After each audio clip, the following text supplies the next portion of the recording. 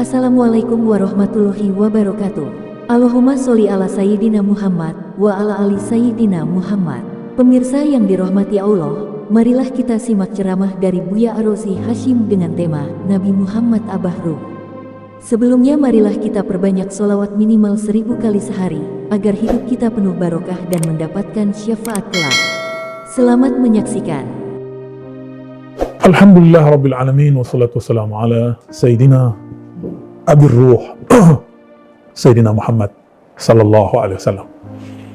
Sahabat-sahabat dimakan Allah, kita beruntung hidup di akhir zaman ini, yang mana dulu Sayyidina Musa pernah meminta, ya Allah jadikan aku Nabi akhir zaman. Tidak Allah terima. Akhirnya beliau mengatakan, ya sudah ya Allah jadikan aku salah satu dari umat akhir zaman. Kita tanpa meminta, kita menjadi umat akhir zaman, meskipun kita mungkin dulu tidak tahu kita pernah meminta atau tidak. Sebagai umat akhir zaman, kita disebut sebagai Al-Ummah Al-Muhammadiyah, umat dari sang Nabi, Nabi Muhammad SAW.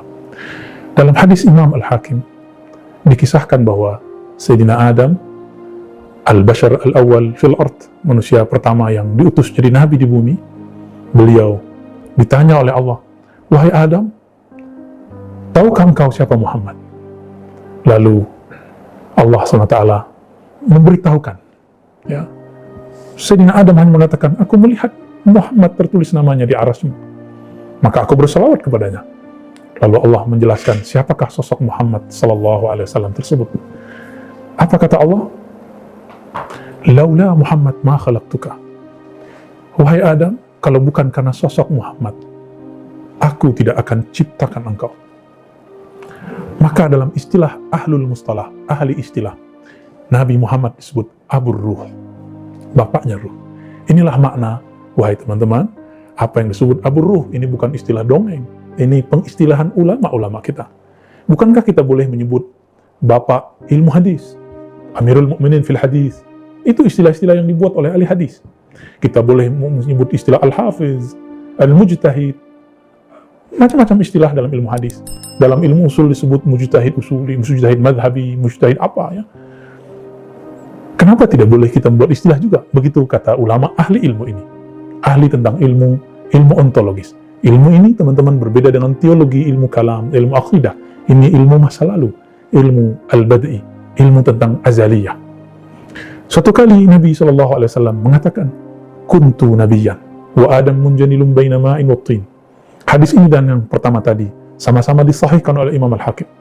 Meskipun ada ulama yang mudhaifkannya, tapi cukuplah tashih penilaian sahih Imam Hakim sebagai ibarah dan ibrah bagi kita semua. Apa kata beliau? Dulu aku adalah nabi, sedangkan Adam masih bongkahan tanah, masih materi-materi anasir-anasir tanah. Siapakah beliau? Dulu kuntu, dalam bahasa Inggris disebut past tense, kata kerja yang sudah jauh berlalu. Dulu aku, kira-kira begitu, sudah menjadi nabi. Maka nubuatnya Nabi Muhammad SAW bukanlah umur 25, apalagi umur 40, seperti yang dikatakan oleh orang-orang tidak mengerti bab ilmu ini. Tidak mengerti ilmu hadis dengan baik, apalagi ilmu ontologis, ilmu azaliyah, ilmu al-bad'i. Siapakah nama beliau saat beliau menjadi nabi sebelum Nabi Adam? Di saat beliau mengatakan kuntu nabiyan, maka maknanya dua. Pertama, nama azaliyah beliau yaitu Ahmad. Dan yang kedua, namanya Nur Muhammad, Muhammad Habibullah. Ketika Sayyidina Adam melihat ke aras, itu sudah tertulis namanya. Berarti sudah ada Nur yang menjadi sebutan Abur Ruh, bapaknya ruh. Maka teman-teman dimakan Allah, apakah benar Muhammad Abur Ruh? Benar. Adapun hadis-hadis di luar ini, rata-rata hadisnya tidaklah sahih. Cukuplah ayat ketika Nabi mengatakan, wa ana awwalul muslimin, akulah yang awal Islam tunduk. Dalam Al-Quran, inilah satu-satunya ayat yang mengindikasikan makna isyari, makna isyarat, bahwa beliaulah yang pertama menyembah Allah, beliau yang pertama mengenal Allah. Itulah Nur Muhammad Sallallahu Alaihi Wasallam. Ini hanya pengistilahan, karena mau diistilahkan apa lagi? Namun sayang sekali, beberapa orang tidak tahu pengistilahan ini, dan tidak mau memahami hadis-hadis dan ayat mengenai ini, lalu mengatakan, ini hanya dongeng belaka, khurafat semata. Semoga Allah menjaga diri kita dari kejahilan yang murakkab, yang terstruktur dalam diri, sehingga menolak yang tidak perlu ditolak.